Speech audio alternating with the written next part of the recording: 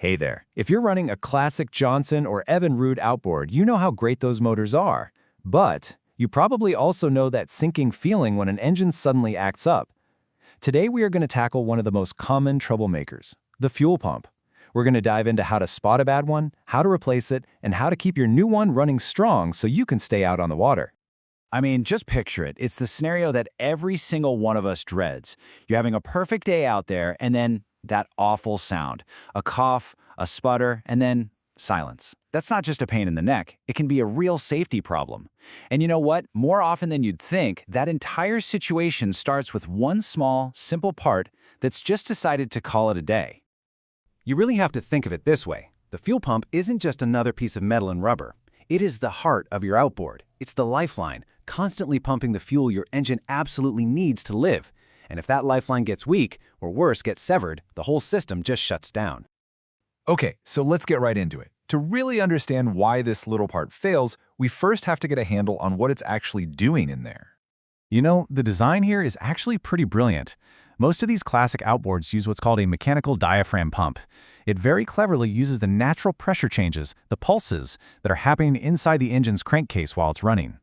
These pulses make a little rubber diaphragm flex back and forth, which creates a vacuum to suck fuel in and then pressure to push it out to the carburetors. As one mechanic perfectly put it, it's like the engine is literally breathing fuel into existence. So when that lifeline starts getting weak, how do you even know? Well, it's time to put on your detective hat, because your engine will almost always give you clues that something's wrong, long before it just quits on you. And here are your biggest clues. Is the motor getting really hard to start? Find yourself having to pump that primer bulb over and over? Or, and this is a big one, does the engine bog down or hesitate the second you try to throttle up and get on plane? That is a classic symptom. I heard this story from a tech about a 2001 Johnson 115 HP. It ran perfectly fine at a steady speed, but it would just fall on its face whenever you hit the throttle. That was a textbook case of a fuel pump that just couldn't keep up with the demand for more gas. Now, these pumps are pretty tough, but they do have a mortal enemy, especially nowadays. What do you think is the single biggest thing that takes out these older fuel pumps? Yep, that's it right there. Ethanol. That E10 gasoline that you find at pretty much every gas station today can be absolute poison for the rubber and plastic parts in older fuel systems.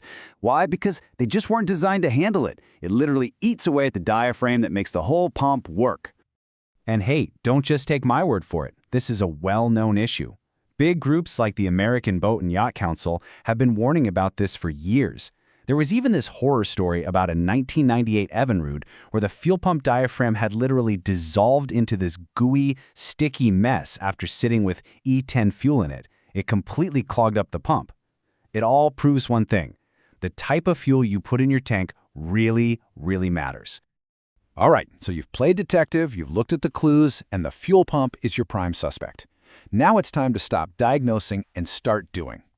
Let's look at this whole replacement job as a clear, totally manageable mission. Okay, stop. Before you click buy on anything, this is the single most important piece of information you need to find. I'm not talking about the year, not just the horsepower, I'm talking about the specific model number. It's usually on a little metal plate or sticker on the engine's mounting bracket. This code is the only way you can be 100% sure you're getting the exact right pump for your motor.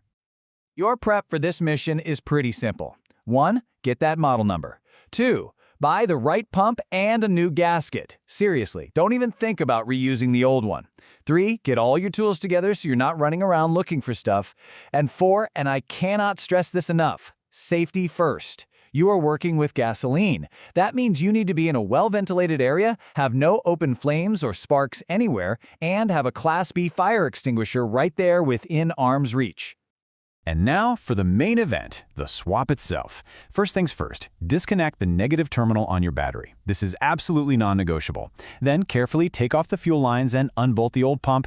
Yeah, you'll probably spill a little gas, so be ready for that. Next, and this is important, clean that mounting surface on the engine block until it's spotless. Then you can install the new pump with your brand new gasket and bolt it down to the right torque setting. Reconnect your lines, squeeze that primer bulb until it's good and firm, and then fire up the engine and immediately check everywhere for leaks. Now pay close attention to this. This number is incredibly specific, and it is so important. This is the factory torque spec for the mounting bolts on most of the V4 and V6 models. And notice, it's measured in inch-pounds, not foot-pounds. They are very different. You'll need the right kind of small torque wrench for this. If you over-tighten these bolts, you can actually crack the pump housing. If it's too loose, it's definitely going to leak. You have got to get this just right. So, you did it. You successfully replaced the pump. That's awesome. But wait, we're not done yet. The mission now is to make sure this new lifeline lasts as long as it possibly can. This right here, this is your game plan for long-term reliability. The #1 best thing you can do is run ethanol-free fuel if you can get it. If not, you have to use a good marine fuel stabilizer in every single tank of gas. Next, get in the habit of replacing your fuel filters every single year. Take a look at your fuel lines for cracks every now and then. And, of course, make sure you're storing the engine properly for the winter. And if you're wondering if all that effort is really worth it, well, just look at this. This chart tells the whole story. If you're constantly running standard E10 gas without a stabilizer, you are absolutely shortening the life of not just your fuel pump, but your hoses, your gaskets, and your carburetor parts. Making that switch to better fuel or always using a stabilizer, that's a direct investment in how long your engine is going to last. Period. Look, we've gone through the whole process, and for a lot of you, this is totally a job you can tackle on a Saturday. But it is just as important to know your own limits and to know when it's time to pick up the phone and call a pro. So let's just break it down, right? Doing it yourself is great. You save some money, you learn something new about your motor, but there's always a risk you could make a mistake, and you've got to have the right tools. On the other hand, a professional mechanic costs more, and your boat might be in the shop for a bit, but you get an expert who knows exactly what they're doing, and their work is guaranteed. If you feel even a little bit uncomfortable or unsure, calling a pro is always the smartest move. And here's why you really need to be honest with yourself about your skill level. This isn't just about the engine not running right. This is a massive safety issue. This quote is straight out of a manufacturer's service bulletin. A fuel leak on a hot engine is the perfect recipe for a fire. There was even a story about a guy who did this repair himself, over-tightened the bolts, and cracked the pump body. It caused a fuel leak that ignited and started a pretty big fire. Don't let that be you.